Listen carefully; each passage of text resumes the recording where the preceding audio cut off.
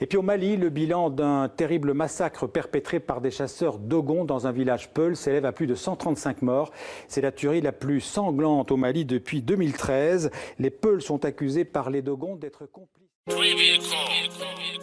Je pleure à chaudes larmes car ma communauté Peul est maltraitée, décapitée, exécutée et bannie de leur terre sans l'aide humanitaire. Au Mali, le meurtre est devenu une habitude, les Peuls sont terrorisés et les crimes de sang est banalisé. Mais où sont les Nations Unies et les combattants des droits de l'homme?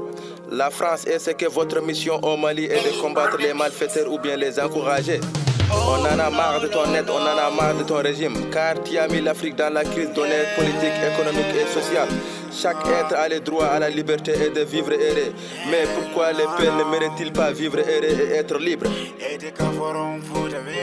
Je lance un appel au gouvernement malien de stopper ces violences, car les Haalpulaar disent bonne ficette laaj e cakkuɗo anda ko famante. Yob sen dubbondira peɗele giɗnam daki wumɓe le namno wara dunde deƴƴi e leko mumɓe holkoɓe mbaɗi namdima mbaɗano e hunde koynama goynama fulɓe jam fama ƴiƴam rufa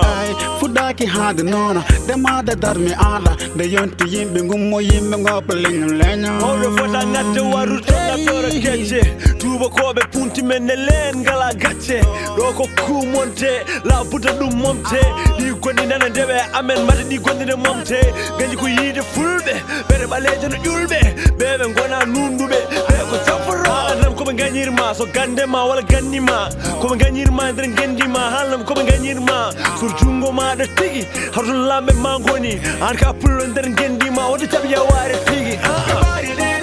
kamɓe mbaɗi baba ɓe koyne rewɓe kamɓe goyne worɓe ɓe mbanmin payeji oh no arrêtez ça ɓe mbaɗi lele kamɓe mbaɗi baba ɓe goyne rewɓe kamɓe goyne worɓe ɓe mbanmin payeji oh no arrêtez ça waɗi watti hawnak gayni men yewnak gueɗe mabɓe toɓe paani men ɗo ɗeɗo gueɗe famnak aduno fof ne haɓay men aduno fof ne nda ɗum vérité kaɓani men bone gayi kadi pewjani men kalmo jiɗɗen fof taw rutto jam fo men fuɗɗi ko 8 e 9 maritani halki men joni ko 1 e 9 mali kadi woyni men o bone holto haɗata yimɓe darno koyɗe men noɓe jiiɗa men kay hoto anduɓe men goni hoto jangguɓe men goni jaɓa reɓol ton goni yiɗɓe gendi ndi yiɗɓe pine haalno molto goni ɗoɓe jiiɗi ko waynude men ɓesgu men alkaɓe ɓe mbaɗi lele kamɓe mbaɗi baba ɓe koyne rewɓe kamɓe goyne worɓe ɓe mbanmin payeji oh no arrêtez ça ɓe mbaɗi lele kamɓe mbaɗi baba ɓe koyne rewɓe kamɓe goyne worɓe ɓe mbanmin payeji oh no arrêtez ça ko sabi e pul no ware alam ko sabi yen ka mi anda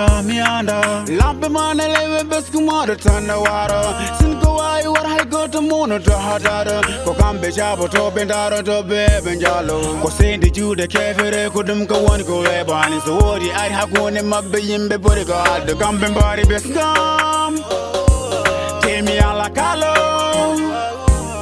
so siftona mo jambare be tan bendam ne bona watte hebe nana ndogo e ndogo no foron chere so wana fetel tam manana bombo explosiro be mari nene kambe mbari baba be koyne rewbe kambe goyne worbe be bannin payeji oh no arrêtez ça